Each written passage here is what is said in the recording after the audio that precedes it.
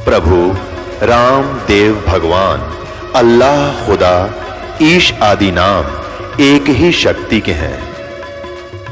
वो कैसा है, कहां है, कैसे मिलता है, किसने देखा है? ये प्रश्नवाचक चिन्ह पूर्ण रूप से हटाने के लिए अवश्य सुनिए जगत गुरु तत्वदर्शी संत रामपाल जी महाराज के अमृत वचन सर्व पवित्र धर्मों के पवित्र शास्त्रों के आधार पर।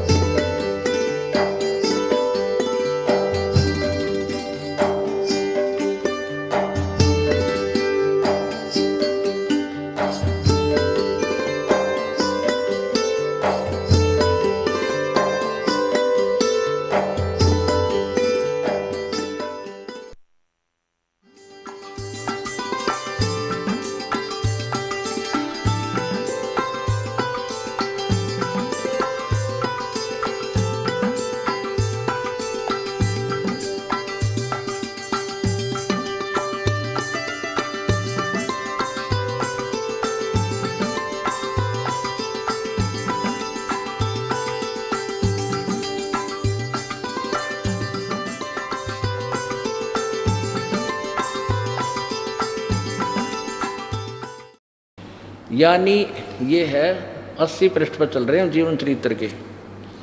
यानी बुक्की जी अभ्यास के समय देखो, यह यहाँ तक कि जिस किसी को जब कोई बात स्वामी जी से अर्ज करनी होती थी तो वे बुक्की जी कोई ट्रांसफार्मर था या कोई रेडियो स्टेशन था, उसमें बोल रहा था, और कितनी बात कर सकते थे तुम, वो भूता था उसमें। बुक्की जी के जरिए दरियाफत कर दिया करती थी। यानी बुक्की जी अभ्यास के समय स्वामी जी महाराज को प्रगट करके हम कलाम हुआ करती थी, उस समय बोलिया करता हूँ। और कितने बार को आकाशवाणी करे था कौन सा, फिर उसका कितने भी आकाशवाणी आ।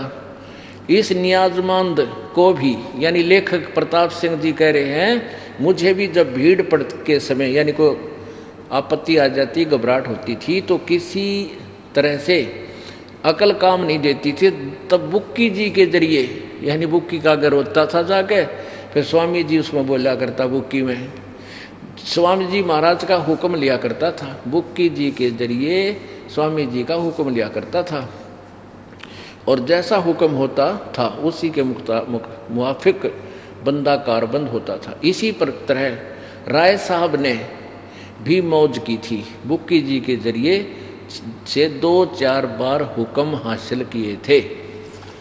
अरे तरह गजब राय साहब सालग्राम, इसने यू राधा स्वामी पंथ पढ़ाया गणा, और वो भी कह रहा है कि उसने भी कभी कोई प्रश्न करना होता था तो बुक्की का बोला करता, और बुक्की में महाराज जी बोलिया करता, शिवदयाल जी वो पक्का भूत बन रहा था ना। तो महाराज जी उस शेठ प्रताप सिंह तो हम कमाल क्यों अलकलाम क्यों ना होया, और सालग्राम ते क्यों ना बोला, ये लाखों लोग थे उन न कोई ना बोला, क्योंकि वो भूत बनकर बुक्की में बोलता था। कहते हैं झूठे गुरु के आश्रय कदे न उदर जीवे, सच्चा पुरुष कबीरे है आज परम गुरु पीवे। जग झूठे गुरु मर गए, वो हो गए भूत बसान, ये शमशान के अंदर भूत बने बैठे हैं जो नकली गुरु हैं। तो पूर्ण परमात्मा आज का जो सत्संग सुबह से ही चल रहा था वो सतगुरु के ऊपर है। कहते हैं सच्चा सतगुरु जब मिले तब झंझट मिटे जीव, पूरे संत से सच्चा सतगुरु जब, यानी सतगुरु सच्चा क्यों कहा, क्योंकि झूठे सतगुरु फीत गणे ला रहे हैं, और सच्चा सतगुरु यानी वास्तविक जो सतगुरु आवेगा वो आपको पूरा समाधान भी बताएगा, पूरा ज्ञान भी देगा। तो उस सतगुरु के विषय में क्या बताया था सुबह के सत्संग में, सतगुरु के उपदेश का लाया एक विचार, जय सतगुरु मिलते नहीं हम जाते नरक द्वार। नरक द्वार में दूत सब करते खेचा ताने, उनसे कबू ना छूटते फिर फिरते चारों खाने। चार खानी में भरमते कभू न लगते पारे, सो फेरा सब मिट गया हमारे सतगुरु के उपकार।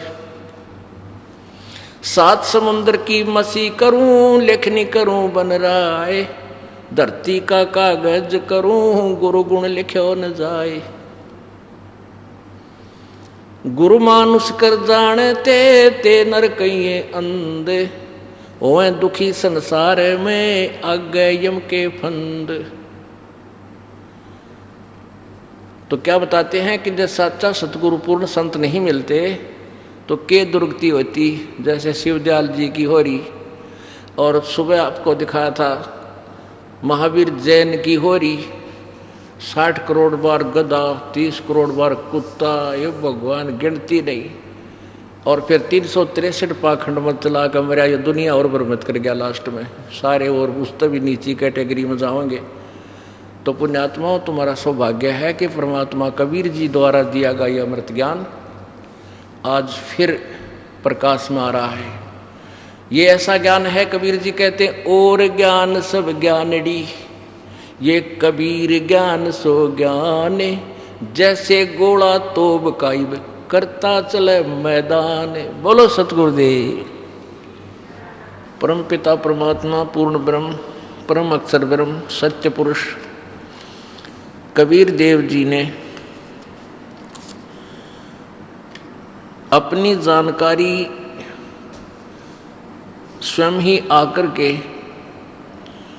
इस काल के लोक में प्रदान की, तत्व ज्ञान का प्रचार किया, उसको लिपिबद्ध करवाया, जो आज इस बिचली पीढ़ी के काम आया। परमेश्वर कबीर जी ने आकर के हमें भक्ति विधि को समझाया, बहुत ही साधारण लैंग्वेज में, बहुत ही साधारण भाषा में, जिसको संत भाषा कहते हैं। लोकोक्तियों के माध्यम से, दोहों के माध्यम से, शब्दों के माध्यम से, गद्य और पद्य भाग के माध्यम से, बहुत ही सिंपल वे से, साधारण तरीके से वो अनमोल ज्ञान हमें दिया, जो वेदों और गीता आदि पवित्र सदग्रंथों में लिखा हुआ था। ये पवित्र सदग्रंथ संस्कृत भाषा में लिखे थे, और हमारे पूर्वज श्रद्धालु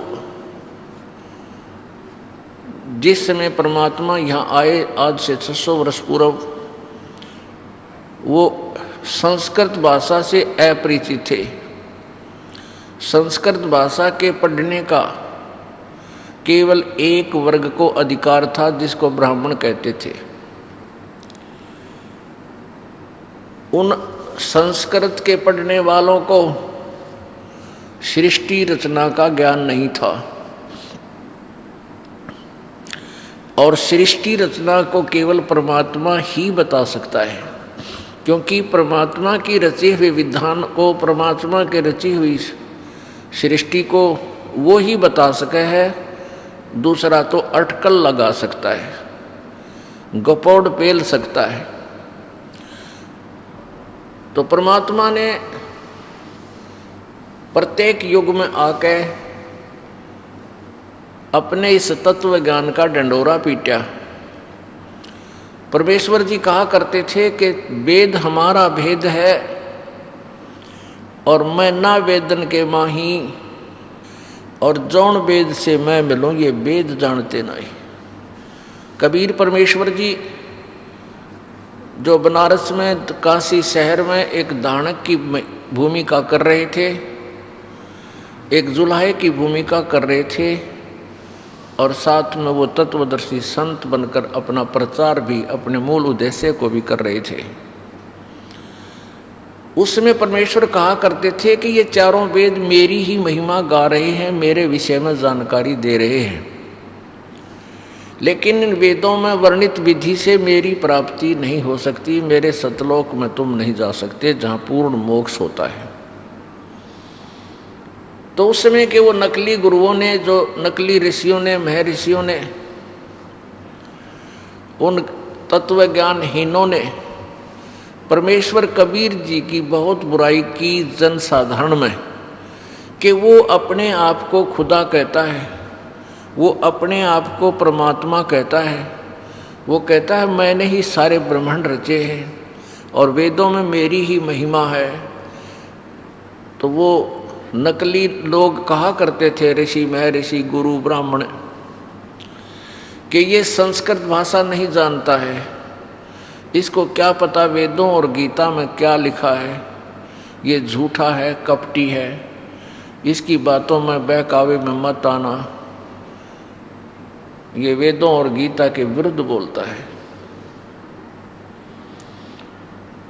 तो पुण्यात्मा परमात्मा इसी उद्देश्य से आए थे कि ये नकली लोग इस संस्कृत की आड़ में पूरे मानव समाज को मूर्ख बना रहे हैं। ये न तो पवित्र पुराणों को समझ रहे हैं और न ही पवित्र वेदों और गीता जी को समझ रहे हैं।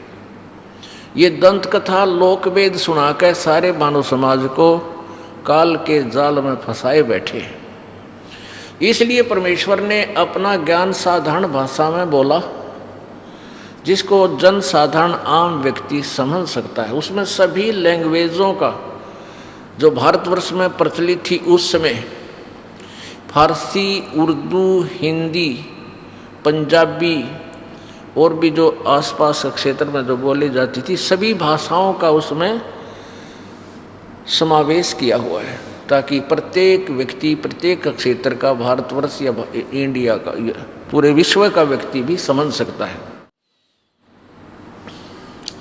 उस अनमोल ज्ञान को इन व्याकरण के प्रभुओं ने, इन व्याकरण के ऊपर अड़े हुए अज्ञानियों ने ये कह के रिजेक्ट कर दिया कि कबीर ने तो बोलना भी ना आता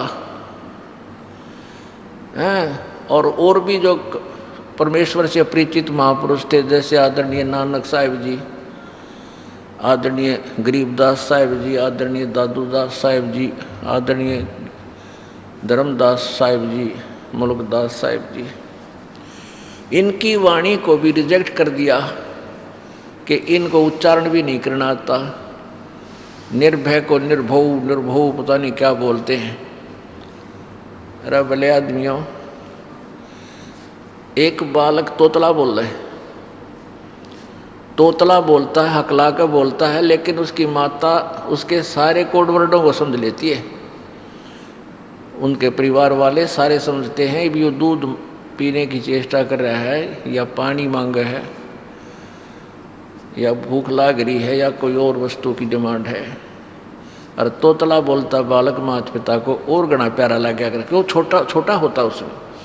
तो ऐसे ही परमात्मा ने वो यथार्थ ज्ञान जो सच्चे हृदय से और सत्य कहा गया होता है, जिसको ये हम पढ़ते और बोलते और सुनाते हैं, उसको परमात्मा अत्यधिक प्रसन्न होता है। बजाय जिन नकली ऋषियों महर्षियों के अनुभवों की पुस्तक हम पढ़ते हैं, उसमें कोरी झूठ लिख रखी होती है। तो उनके पढ़ने से, उन पुस्तकों के पढ़ने से प्रभु नाराज होता है, चाहे वो कितने ही शुद्ध अक्षरों में लिख रखे। अब झूठ को चाहे कितना शुद्ध अक्षरों में बोल ले, वह झूठ ही है, वह हानिकारक ही है। तो परमात्मा ने वो ज्ञान हमें आकर बताया था। क्या कहा था भाई? गुरु बिन माला फेरते, गुरु बिन देते दान, गुरु बिन दोनों निष्फल हैं, चाहे पूछो वेद पुराण। कि गुरु जी के बिना, बिना गुरु के आप दान देते हो, आप नाम जाप करते हो, ये व्यर्थ है। यदि मेरी बात पर यकीन नहीं होता तो अपने इतिहास, अपने सदग्रंथ वेदों और पुराणों को देख लीजिए। फिर परमात्मा कहते थे भाई, राम कृष्ण से कौन बड़ो, उन्हों भी गुरु कीन, तीन लोक के वे धनी, गुरु आगे अधीन। जैसे मानव समाज भ्रमित हो चुका है, जिस भी संत या पंथ से वो संबंधित हो जाता है, जहाँ उसके विचार सुनता है, प्रत्येक के विचार अपने अपने न्यारे न्यारे होते हैं, भिन्न भिन्न होते हैं। अब जैसे राधा स्वामी पंथ ये हिंदुस्तान में 1 नंबर में सबसे ज़्यादा जनसंख्या रखता है, 1 नंबर पर है, और इनका भी विधान यही है। कबीर जी की वाणी पढ़कर ये कहते हैं कि वक्त गुरु का होना अति आवश्यक है, ये ठीक बोलते हैं। और ये भी कहते हैं कि वक्त गुरु नहीं है जिनका, वो उनकी साधना व्यर्थ है, वो काल के एजेंट, काल के मुख में जाएंगे। तो श्री शिवदयाल जी महाराज जो राधा स्वामी पंथ के प्रवर्तक हैं, उनका कोई गुरु नहीं है। तो ये तो वहीं से ही बात बिगड़ दी। आगे से नकली गुरु बनाए रहो एक दूसरे ने, क्या लाभ हुआ उससे? तो यहाँ भी फिर विचलित हो जाता प्राणी जब उसको तत्व ज्ञान से परिचित होता है वो, कि भाई शिवदयाल जी ने कोई गुरु नहीं बनाया। इसीलिए तो भूत बनकर और बुक्की में बोला।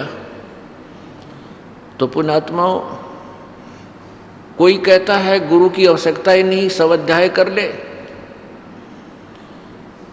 कोई कहता है कोई एक गुरु बना लेना चाहिए, गुरु के बिन मोक्ष नहीं।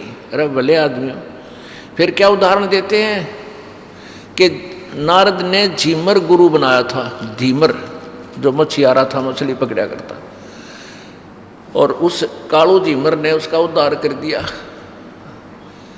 तो यहाँ आकर डट गए कि कोई किसी ने गुरु बना ले, गुरु होना चाहिए। नहीं, ये भूल है इंसान के। गुरु पूरा हो और चेला भी आखिरी सांस तक मर्यादा में रहे, तब मोक्ष होता है। अब कालू झीमर कौन था, इसके इतिहास से परिचित नहीं है। जैसे पहले एक ब्राह्मण जाति में जन्मा हुआ व्यक्ति डाकू हो गया, और डाकू हो गया तो बहुत भयंकर डाकू हो गया, प्रसिद्ध हो गया। उस क्षेत्र में कोई नहीं जा, उस वन में जहाँ वो रहता था। कहते हैं एक बार सप्तऋषि उधर चले गए और उस डाकू ने कहा कि तुम रुक जाओ, रुको तुम। वो क्या करता था, पहले मारता था और पीछे लूटता था, और काट के उंगली कहते अपने गले में टांग लेता था कि मैंने कितने आदमियों को मार दिया, गिनती करने के लिए। तो महर्षि नहीं रुके, सप्तऋषि नहीं रुके, चलते रहे। फिर उसने कहा रुक जाओ, नहीं तो मैं तुम्हें मार डालूंगा। अब ऋषि कहने लगे, ले भगत हम तो रुक गए, तू कद रुकेगा?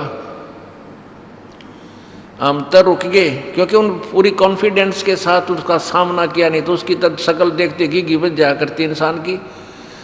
तब उसने देखा कि तो बड़े धड़ाके से बोल रहे हैं। उसके अंदर का वो शत्रु जो खुरापात था वो दब गया, एकदम सुन्न हो गया वो। उसने पूछा क्या बात, कि हम तो रुक गए, तू कद रुकेगा ये जुल्म करने से? क्या तू ये जुल्म जो कर रहा है इसके तेरे घर वाले हिस्सेदार हैं? जो तू पाप कर रहा है, क्या तेरे घर वाले, तेरी पत्नी, तेरे पुत्र इस पाप को डिवाइड कर लेंगे? वो कहने लगा कि हाँ करेंगे वो, क्योंकि मैं यहाँ से लूट कर धन ले जाता हूँ, वो मेरा परिवार पोषण हो रहा है, वो मेरे पाप के भागी होंगे। तो ऋषियों ने कहा कि नहीं, तेरी भूल है, पहले घर पता करके या फिर हमें मार देना, लूट लेना हमारे पास जो रखा है। तो उसने कहा कि तुम भाग जाओगे। ऋषियों ने कहा कि हमें बांध दे प्रत्येक वृक्ष के। उसने न्यारे न्यारे सातुओं को अलग अलग बांध दिया, पीछा हाथ करके घर गया। घर जाके उसने अपनी पत्नी से पूछा कि मैं जो ये पाप कर रहा हूँ, क्या आप मेरा इसमें सहयोग देंगे, ये पाप के भागी बनोगे? वो कहने लगी मैं पाप की भागी नहीं बनूंगी, क्योंकि आप मेरे पति हो, मुझे इस वचन के साथ आप लाए थे कि आप मेरे घर का संभालना, बच्चों का पालन करना, मैं कमा के लाऊंगा।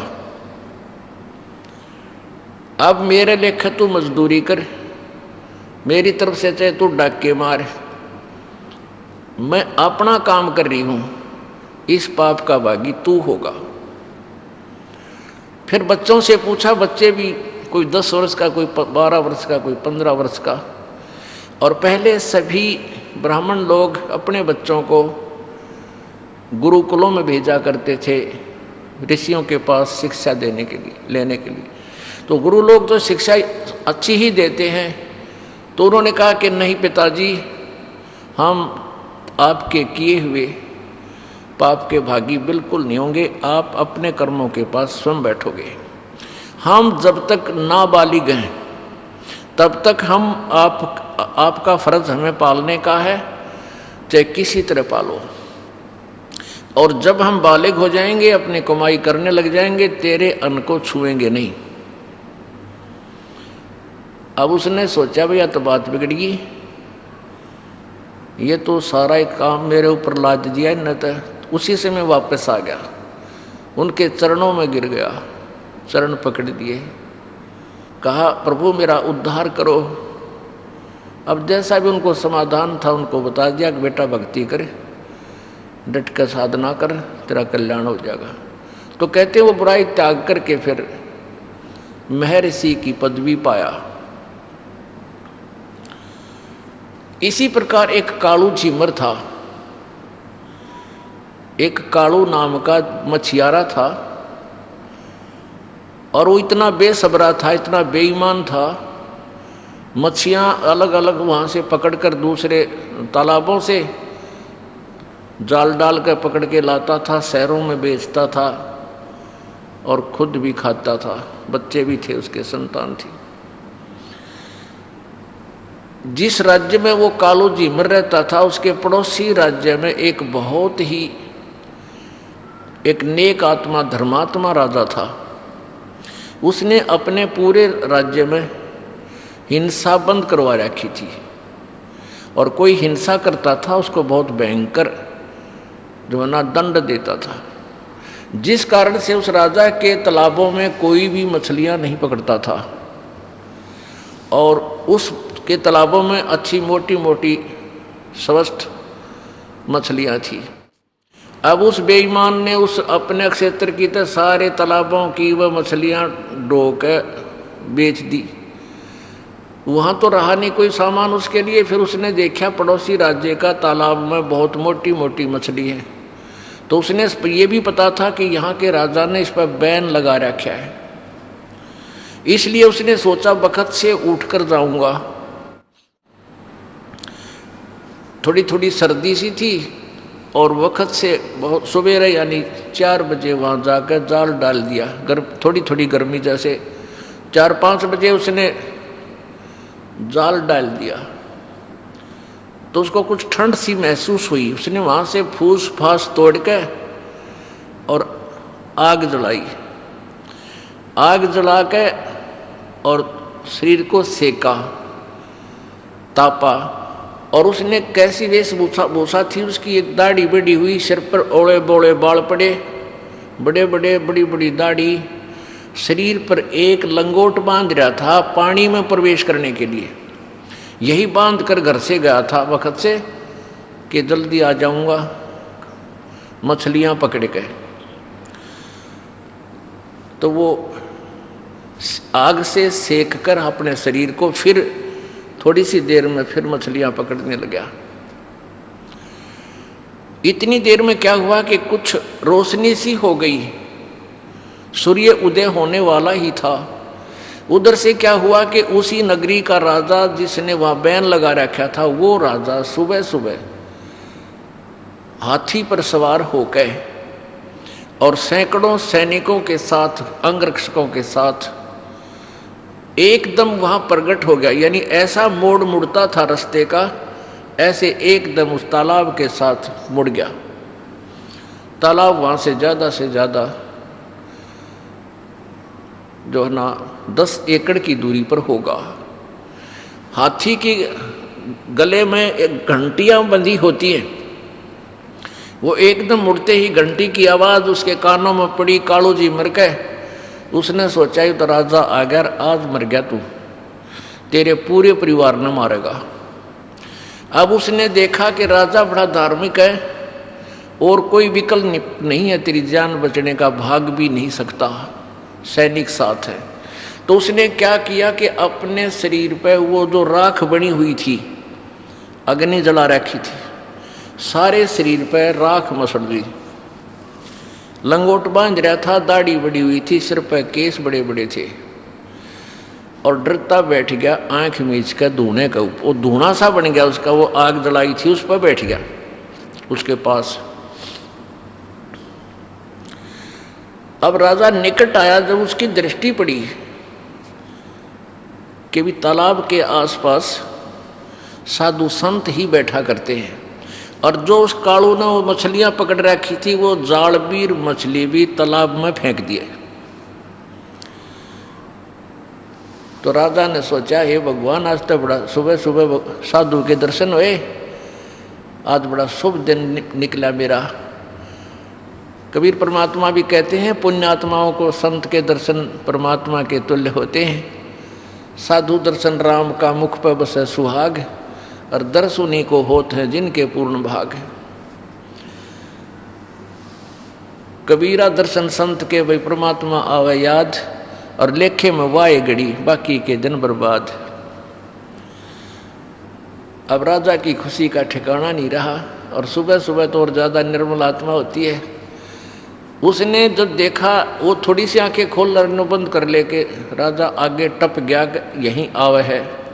राजा ने उसके सामने जाके हाथी रुकवा लिया, और हाथी के एक पौड़ी लगवा दी। वो नीचे उतरने के लिए व्यवस्था होती है, पौड़ी लगवा दी। अगर आज संत के दर्शन करूंगा, चरण छूऊंगा, कुछ दान दक्षिणा दूंगा। अब उसने कालू जी मन ने सोचा, आज मर गया भाई तू, ये तो आ गया तेरे पास। उसने सोचा ये और कोई तरीका नहीं है, आंख नहीं खोलनी चाहिए, कुछ भी कहे जा। बस तगड़ी आंख बंद कर ली, और एकाग्र, डरते का एकाग्र चित्त हो गया। कुछ पिछले पुण्य होते हैं जो परमात्मा ऐसी सर्कमस्टांस बनाता है।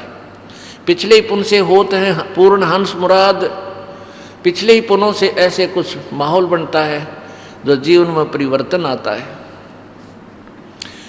वो पिछले जन्म का बहुत अच्छा पुण्यात्मा था, लेकिन काल इस जन्म में ऐसी जगह फिट कर रहा था, उसने उसके निरे कर्म फुड़वावा था, पुण्यों को बर्बाद करवावा था, और पाप इकट्ठे करवा रहा था। तो पिछले पुण्य के आधार पर उसका एकदम एकाग्र चित्त हो गया, डरते का। अब राजा ने आवाज लगाई, महाराज नमो नारायण, महाराज नमो नारायण। पहले तो डरता ना बोला, फिर उसका पिछले संस्कारवश सुरती चढ़ गई। अब राजा ने सोचा भी साधु संतान के साथ घड़ा नहीं बोलना चाहिए, या अपने डिस्टर्बेंस ना हो जाए इनको। तो उसने 5 असरफी, 5 लोहे की मोहर, यानी 2-2, 3-3 तोड़े की हुआ करती मोहर एक, तो ऐसे वो सोने की मोहर दान दक्षिणा रूप में उस धूने के ऊपर रख दी। चरण छू के मत्था टेक के राजा चला गया। अब उसकी वो समाधिस्थ हो गया। अब उसकी पत्नी को पता था कि आज मेरा पति बहुत खतरे की जगह गया हुआ है और लेट हो गया, क्यों नहीं आया। वह बाट इंतजार करके घर से चली। तालाब, जिस तालाब पर उसने बताया था वहीं पहुंची। वहां जाकर उसने देखा कि यूं तो बाबा जी बन गया, समाधि लाए बैठा है, और इसने नो भी डर को ना कि भाई या तू कैसे बैठा है, कोई आ गया तो तुझे पकड़ देगा। उसने पकड़ कर उसका पाछे तक जाकर उसका कमर में दोनों हाथ मारे न। वह कहने लगी तू मर रहेगा के, खड़ा हो ले, चल अपने घर न। और सारा दिन खो दिया तो ऐसे है, राजा आ गया तक कोई आ गया सैनिक तो तुझे पकड़ लेगा। वो डर गया एकदम। और उन्होंने कहा मत आज आया था महाराज, आज के बाद कदे नहीं आऊँ, दोनों कान पकड़ूँ। तो वह नौका है तो क्या कह रहा है खड़ा वो, जो उसने देखा उसकी पत्नी है। वो कहने लगा वो राजा कहाँ गया, सैनिक कहाँ गए। वह समझे नहीं है कि बात क्या घटना घट रही इसके साथ। फिर उसने देखा नीचे 5 असरफी सोने की दोने पर रखी।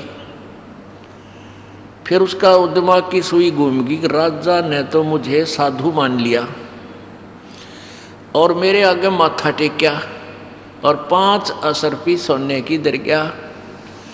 अब उसने विचार किया कि हे भगवान, मैं तो नकली संत बना था और नकली संत बनने से भी इस भूपाल ने भी मेरा आगे माथा टेक दिया। जब मैं असली संत बन जाऊं तो ना जाने क्या होगा।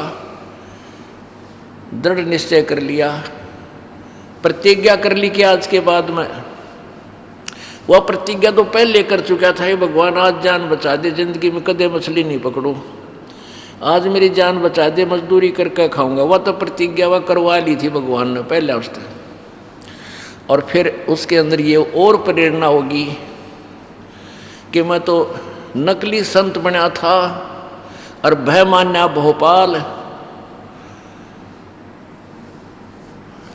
तो उसने सोचा कि भी अगर ये सच्ची साधना करूंगा तो पता नहीं क्या होगा, भगवान क्या क्या क्या कर देगा हमारे लिए। और 5 असरफी दर गया। 5 असरफी तो 10 साल का गुजारा था उनका। उस दिन के बाद उसने मछली पकड़ना बंद कर दिया और अपनी पत्नी से कहने लगा, ले जा भगवान, ये उतरा साजबाज, ये पैसे भी तू ले जा और आज के बाद मैं मछली नहीं पकड़ूंगा। घर ना आ गई दोनों जने। अब उसकी पत्नी कहे कि काम करे बिना नहीं गुजारा होया करता और बालकानी बात मत कर, जा मछली पकड़ के ला। वो जाल दे दे, उसने रोटी बांध के साथ रख दे।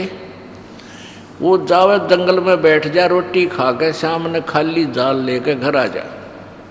वह रोज लड़े और वो रोता फिरे वहाँ जल इधर उधर, हे परमात्मा, हे भगवान मुझे दर्शन दे, हे परमात्मा किसी तरह दया करो। तो वो तड़फ कर रहा था, साधना करे, जिसा उसने ओला बोला ज्ञान था, भक्ति करे, अपना मंत्र जो भी नाम था वो बांटे। परमात्मा बड़े दयालु हैं, कहते 100 साल सीधर मैं करूँ अपने जन के काज। तो पूर्ण परमात्मा आगे वहाँ एक साधु रूप बना के और कहने लगे, बेटा क्या कर रहा है तू। उसने सारी कहानी बता दी कि महाराज जी मेरी गलनी ऐसे ऐसे बनी और मैं भगवान प्राप्ति करूँगा, मैं भक्ति करना चाहता हूँ। तो परमेश्वर ने कहा, बेटा गुरु के बिना संत गुरु होना चाहिए आपका, वैसे साधना करने से कोई लाभ नहीं होता। तो उसने कालू झिमर ने कहा, भगवान अब गुरु कौन है, कहाँ जाऊँ, किसको गुरु बनाऊँ। तो परमात्मा ने कहा भी मैं तेरे को उपदेश दे दूंगा, तू भक्ति कर लेना, अगर दया कर दो प्रभु। तो परमात्मा ने उनको वो मंत्र दिया, वो साधना करने लग गया। कुछ ही दिनों में वो तो कुछ पहले पुण्य होते हैं, बहुत ही अच्छा भक्त और सेवक बन गया।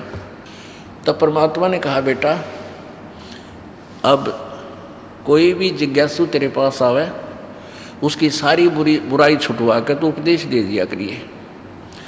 अब इस तरह उस कालू झिमर को गुरुपद प्राप्त हुआ था। और ये दंत कथा सुनाने वाले कहते हैं कि नारद ने झिमर गुरु कीन्या और कहाँ ज्ञान में हो गया हीना। नारद ने उस झिमर यानी मछियारे को, शिकारी को गुरु बना लिया था। बस गुरु हो कि साय हो, वो तो शिकारी था, फिर भी नारद का उद्धार हो गया। नहीं, उससे वो शिकारी नहीं था, वो महापुरुष था। तो पुण्यात्माओं, ये लोक वेद हम सुन रहे थे, इस तत्व ज्ञान ना होने से हम ऐसे ही अटकलों पर अड़े रहे। परमात्मा क्या बताना चाहते हैं कि पूरे गुरु तो बात बढ़ेगी, जिसको अधिकार हो नाम देने का। नहीं तो किसी भी सत्र का, चाहे आप ब्रह्मा की साधना करते हो, चाहे विष्णु की, चाहे शिव जी की, चाहे ब्रह्म की, आपको उसके सत्र का भी गुरु चाहिए। और उनसे क्या लाभ है वो आपको पता ही लग जाएगा। फिर आप पूर्ण संत परम अक्षर ब्रह्म की साधना ही करोगे तो उसका भी पूर्ण ही संत चाहिए, पूरा ही मार्गदर्शक चाहिए, तब लाभ होगा। गुरु बिन माला फेरते, गुरु बिन देते दान, गुरु बिन दोनों निष्फल हैं, चाहे पूछो वेद पुराण। फिर बताते हैं कि जैसे बोले आदमियों तुम वैसे ही कोई मंदिर में घंटी पीट आवे है, कोई आप गीता जी का पाठ कर रहा है, कोई किसी के कहते हनुमान का व्रत रखने लग गया जैसे ये दास पहले करता था, कोई गुरु नहीं था। जैसे भी प्रेरणा किसी से मिली, भाई हनुमान चालीसा कर ले, हनुमान चालीसा करने लग गया 7 बार। मंगलवार का व्रत रखना चाहिए, मंगलवार का व्रत शुरू कर दिया। गीता जी का रोज पाठ करेगा, अध्याय का किसी से सुना तो वो अध्याय का पाठ शुरू कर दिया। जैसे ऐसे जैसे ये थी हमारी मनमुखी साधनाएं। तो गुरु के बिना जो साधना हम कर रहे थे, पहले तो साधनाएं गलत, और फिर वो साधना ही शास्त्र विरुद्ध थी तो भी यूजलेस। फिर परमात्मा क्या समझाना चाहते हैं कि भाई राम कृष्ण से कौन बड़ा। तुम राम कृष्ण को तो सुप्रीम पावर मानते हो, अब आपके विधान अनुसार, आपके ज्ञान अनुसार राम कृष्ण से कौन बड़ा तुम्हारे दृष्टिकोण से। तो उन्होंने भी गुरु कीन, और 3 लोक के वे धनी, गुरु आज्ञा अधीन। श्री रामचंद्र जी ने वशिष्ठ जी को गुरु बनाया, भगवान श्री कृष्ण जी ने दुर्वासा जी को गुरु बनाया। यहाँ आपने सुना है कि श्री कृष्ण जी के गुरु संदीपनी जी थे। संदीपनी जी तो टीचर थे, अक्षर ज्ञान कराने वाले, और आध्यात्मिक गुरु जो थे वो दुर्वासा जी थे। कहते हैं राम कृष्ण से कौन बड़ा, उन्हें भी गुरु कीन, और 3 लोग के वे धनी, गुरु आज्ञा अधीन। यानी गुरु जी के सामने चाहे वो भगवान अवतार थे, 3 लोग के मालिक भी थे, राजा भी थे, तो भी गुरु और शिष्य का नियम नाता ऐसा ही होता है कि वो भी गुरु जी के सामने नतमस्तक होते थे, मत्था टेकते थे। फिर क्या बताते हैं, गर्भ योगेश्वर गुरु बिना, भाई लाग्या हर की सेव, कह कबीर बैकुंठ से वो फेर दिया सुखदेव। सुखदेव ऋषि जी मनमाना आचरण करता था, अपनी पिछले पूर्व जन्म के संस्कार पुनों के आधार से वो आकाश में उड़ जाता था, ऐसी सिद्धि थी। उन कोई गुरु धारण नहीं कर रखा था, और वो श्री विष्णु जी के लोक में चले गए। वहाँ रहने की इच्छा व्यक्त की। श्री विष्णु जी ने उसको कहा कि आपका कोई गुरु नहीं है, इसलिए आपको यहाँ रहना अलाउड नहीं है, आप जा सकते हैं। गुरु बनाओ, उनके अनुसार भक्ति साधना करो, तब हमारे लोक में आ सकते हो। कहते हैं राजा जनक गुरु किया, फिर कीनी हर की सेव, सेव माने पूजा। कह कबीर बैकुंठ में वो उलट मिले सुखदेव। तब स्वर्ग तक भी जाने का कार्य, जाने की व्यवस्था सुखदेव जी की उस समय हुई जब उसने राजा जनक से उपदेश लिया, साधना की, गुरु बनाई। अब परमात्मा क्या कहते हैं, भाई गुरु गोविंद दोनों खड़े, गुरु गोविंद दोनों खड़े, किसके लागू पाए। बलिहारी गुरु अपना, जिन गोविंद दियो मिलाए। पुणात्मा एक एक सेंटेंस में बहुत गूढ़ रहस्य है इस सूक्ष्म वेद की वाणी में, सच्चिदानंद घन की वाणी में, कबीर परमेश्वर की वाणी में। अब जैसे गुरु गोविंद, गुरु तो गुरु जी और गोविंद भगवान। कहते हैं एक तरफ गुरु जी हैं, एक दूसरी साइड परमात्मा खड़े हैं। परमात्मा आप ही प्रसन्न कर रहे हैं, आप ही उत्तर दे रहे हैं कि तुम किसको प्रणाम करोगे, किसको पाया लगोगे। उत्तर दे रहे हैं, बलिहारी गुरु अपना, जिन गोविंद दिया मिलाए। तो मैं तो अपने गुरु जी के चरण छूऊंगा जिसने भगवान मिला दिया ना। पहले मैं फिरुआ ना था, धक्के खाता, भगवान कदे ना मिला हमने। ये भगत कह रहा था जी आपसे उपदेश लिया मैंने। मैं बजरंग बली का पुजारी था तगड़ा। नाम लेने के 1 हफ्ते के बाद हनुमान जी दिखे सपने में। नो बोला भगत मन छोड़ गया तेनो। मैं बोला पहलवान तो पहला ना दिखा मैंने कदे भी, जब सारी कितने दिन हो गए गोडे रगड़ते ने, ईब तक मैं छोड़ गया कोई ना, भगवान की शरण में चला गया। ये तो उसकी कल्पना ही थी, मतलब बात यही की यही सत्य मानना। तो कहते हैं गुरु गोविंद दोनों खड़े और किसके लागू पाए, बलिहारी गुरु अपना जिन गोविंदियों मिलाए। पुणात्मा एक एग्जाम्पल है, जैसे हैंडपंप है। हैंडपंप तो गुरु जी समझ लो और उसमें से निकल रहा जल भगवान समझो। जैसे किसी ने एक घड़ा पानी का भर लिया हैंडपंप से और कहीं घर पे या कहीं खेत में, मजदूरी में, दुकान पे, कहीं भी वो कार्य कर रहा है, जब तक उस घड़े में जल है नो प्रॉब्लम, नो वरी। और जब वो जल समाप्त हो जाए चिंता बनती है, प्यास सताती है, तो कहाँ जाता है, हैंडपंप के पास। उस हैंडपंप से फिर अब मटका भर लाता है घड़ा और फिर आनंदित हो जाता है। तो पुण्यात्माओं, जब तक आप जी के पूर्व जन्म के भरे हुए घड़े यानी पुण्य आपके साथ हैं, तब तक आपको नो प्रॉब्लम, आपने कोई चिंता नहीं। आप खूब उसने कुकरे पियो, कैसे खंडाओ, आपके पुण्य हैं। जैसे कोई अच्छा पुण्यकर्मी प्राणी है, अच्छी पोस्ट मिल गई, खूब घूटी सूटी लावर, लंबी सिगरेट लाकर टोर बनावे, मांस खावे, कितनी बकवाद घट ले, क्योंकि वो अभी जल शेष है। जब वो जल खत्म होगा जब पता लगेगा उस भाई ने, आँख लिकड़ाऊंगी ऐसी बिरान माटी शुरू हो जाती है, सारी उम्र रोता है फिर लास्ट में। परमात्मा कहते हैं दुख में सुमन सब करें, सुख में करे न कोई, और जय सुख में सुमन करे फिर दुख काहे को होई। सुख में सुमन किया नहीं फिर दुख में करते याद, कह कबीरता दास की फिर कौन सुने फरियाद। अब सुख में तो बकवाद कर ध्यान रहे। आप अपने किसी भी रिश्तेदार के पास जाते हो, मित्र से मिलते हो, सहेली से मिलती हैं बहन बेटियां, तो हमारे भाई हमारे बच्चों का पहला कर्तव्य होता है उनको ये समझाने का कि आप नाम लो, भक्ति कराया करो।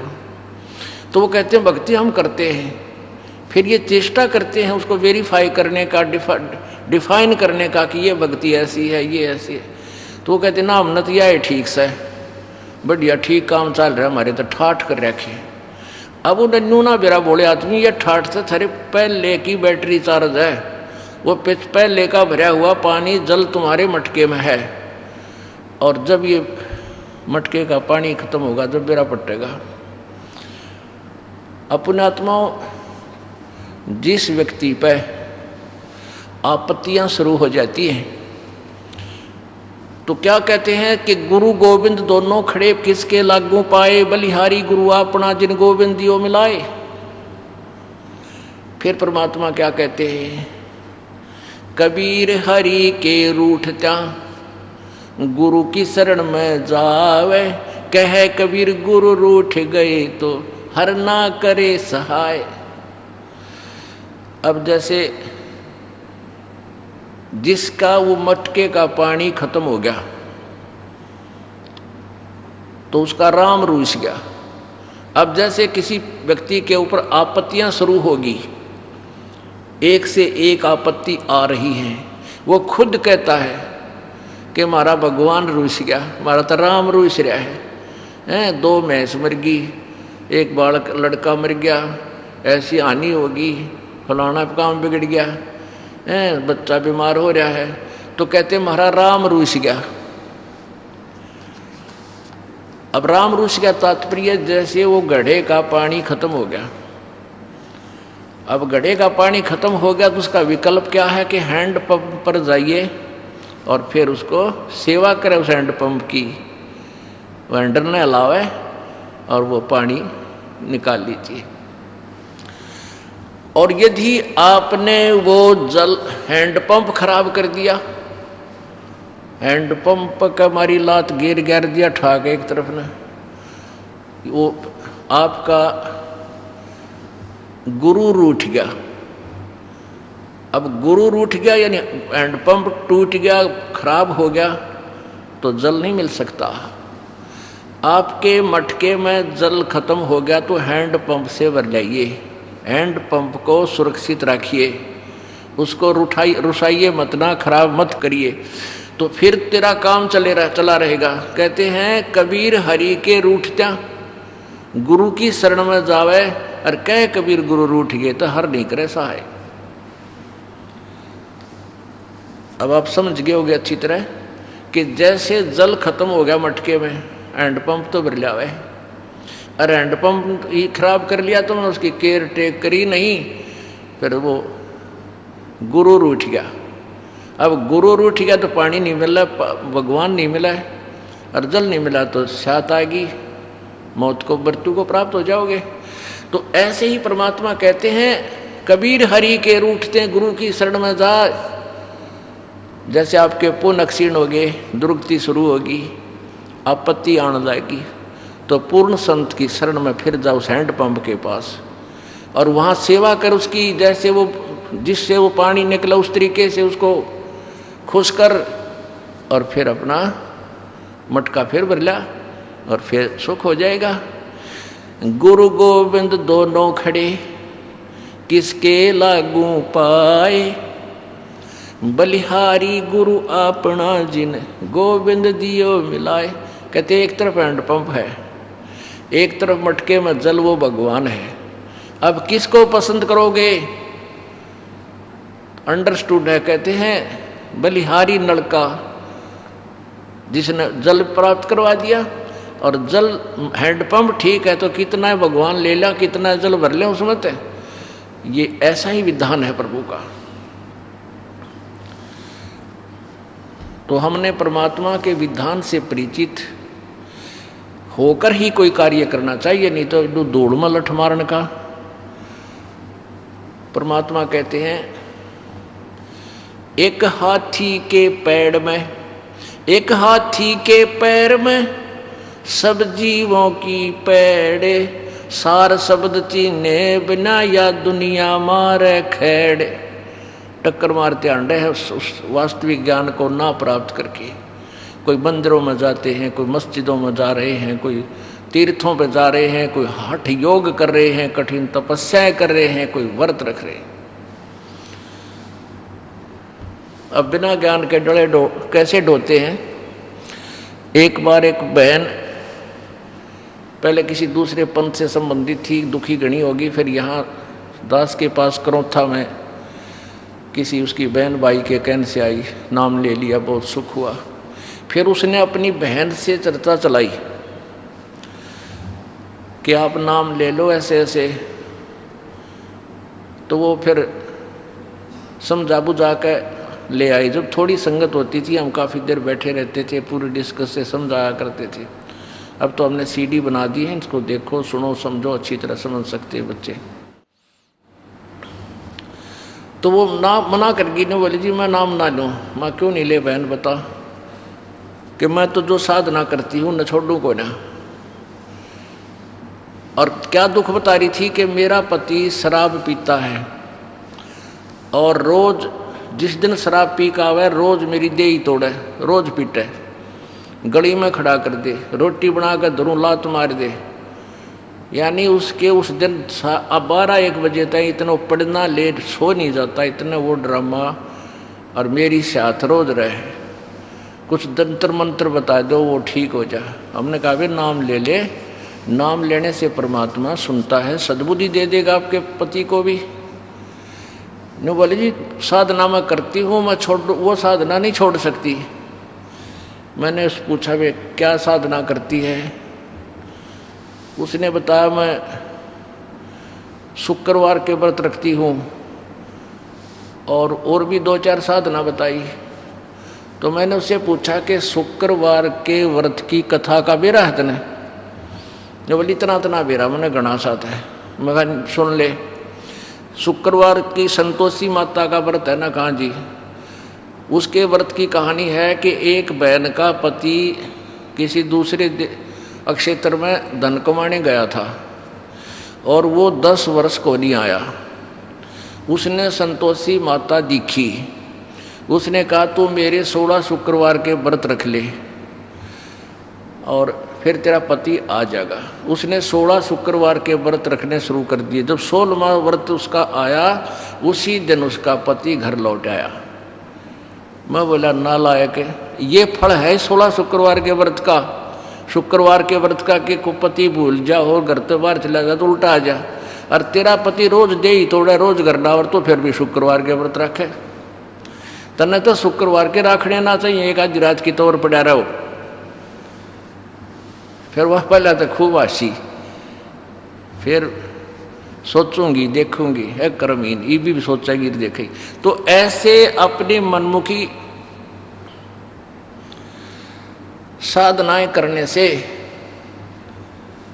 आपको कोई भी लाभ नहीं हो सकता। गीता जी अध्याय नंबर 16 के श्लोक नंबर 23 में कहा कि शास्त्र विधि को त्याग कर जो मनमाना आचरण करते हैं, मनमानी पूजाएं करते हैं, उनको उनकी न तो कोई गति होती है, न उनको कोई सिद्धि प्राप्त होती है, न ही कोई सुख होता है।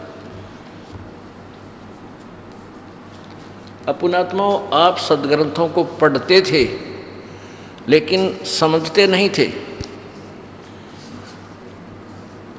केवल रट्टा लगा रखा था। गीता जी का एक पाठ नित्य पढ़ना है, एक अध्याय, हम यहाँ तक सीमित थे। नहीं, सदग्रंथ को पढ़ने मात्र से ही नहीं, उसके अंदर क्या लिखा उस पर अमल करने से लाभ होगा। देखिए श्रीमद् भगवत गीता,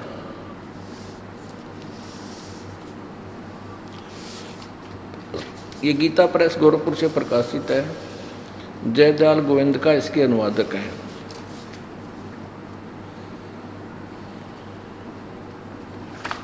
अध्याय नंबर 16 का श्लोक नंबर 23, 24 इसमें कुल मंत्र है।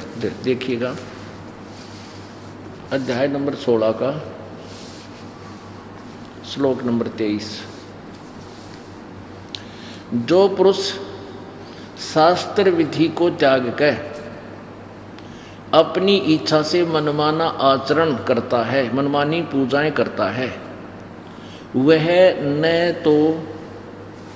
न सिद्धि को प्राप्त होता है, न परम गति को, और न सुख को ही। यूजलेस हो गया, यानी कोई लाभ नहीं इन साधनाओं के करने का। फिर क्या बताया है कि गुरु बिन माला फेरते, गुरु बिन देते दान, गुरु बिन दोनों निष्फल है थे, पूछो वेद प्राण। सबसे पहले गुरु होना चाहिए, और गुरु भी पूरा हो, नकली गुरुओं से बात बने को नहीं। एक बार एक बहन हमारी जो नाम ले रखा था, उसके पड़ोस में एक माई कहने लगी बेबे मन एक गुरु बनाना है, मन गुरु बता बढ़िया सा। तो वो कहने लगी आप हमारे गुरु जी से नाम ले लो, करोथा चालो, रोज तक की थे वह। ने बोले ठीक से, मैंने नाम दिवाला। वो आ गई और हमने जो भी मर्यादा बताई उसने हाँ जी सारे ठीक है, सब नियम करूँगी। नाम ले लिया, नाम लेकर आ गई। फिर वह महीने 2 महीने आइए को नहीं, 3 महीने हो गए। तो ऐसे ही वह बहन आई, जब उसको मैंने कहा एक तेरे साथ वो बहन आई थी बेबे, वह ना आती। बोला जी पता नहीं, मैं जाऊँगी। वह गई, उसको पूछा कि आप गए नहीं, क्या बात होगी, चलते नहीं। नो बोली मैं ना जाऊँ, ही बड़ा क्रोध है। क्यों? बोला मन तक गुरु बनाना था, बना लिया। नो सुना है गुरु बिन मोक्ष ना होता, गुरु बन गया। और नो बोली तो सारी पूजा करे, पूजा ये करूँगी, गुरु बनाना था मनता है। बताइए नकड़े ती समझावे, कहाँ तक बुद्धि ठावे इनकी। इतने इन नकली गुरुओं ने, नकली सिद्धांतों ने इतना बिगाड़ दिया मानव समाज। गुरुआ गांव बिगाड़े, संतो गुरुआ गांव बिगाड़े, और ऐसे कर्म जीव कहला दिए, ईव जड़े नहीं जाड़े।